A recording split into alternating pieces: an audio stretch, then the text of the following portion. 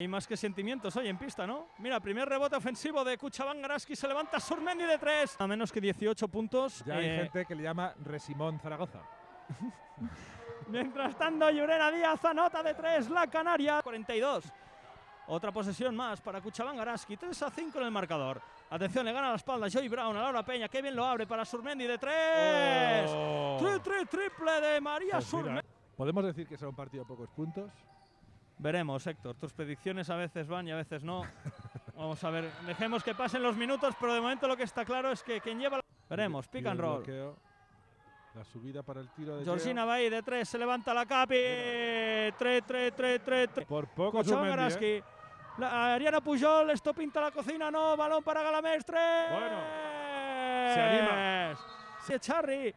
Corre ya Cadila Seo, atención. Laia Raventós se lo da Irati, Charri se cuelga para adentro. Mira, 2 puntos más de... Sigue María, ella sola, se levanta otra vez, pues a la cazuela. Madre mía. Tercero para... Tocamos. En su casa está ahora mismo, claro que sí, lo roba Irati a Charri, atención, Gadgetti se va a colgar para adentro. 2 más para Irati a Charri. Con las bromas. Serena Lingeldorf también, Podría, vamos, con el codo. Atención, Jane Brown, le da espacio, Resmond, pues ahí está. Para... Dorstauder ha sido falta. Lo ha visto el árbitro, pero bueno. Qué jugadora. Qué jugadora Tamara Seda, atención, Irati Charri se saca de encima literalmente Tamara Valde, 2. Georgina Bahí, 3 segundos, se le acaba el tiempo, María Surmendi se levanta, al hierro rebote Tamara Valde, no aprovecha la segunda oportunidad, lo hace Tamara Seda, Laura Peña con el balón, Llurena Díaz.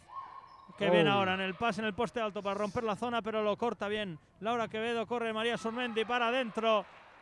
Buen plantel. Sí, de momento vemos a Joy Brown amenazando a Surmendi desde el perímetro. Para adentro, se lo sirve a Tamara Seda, 2 más para ella. Y atención, Héctor. A Laura Peña, posible falta en ataque.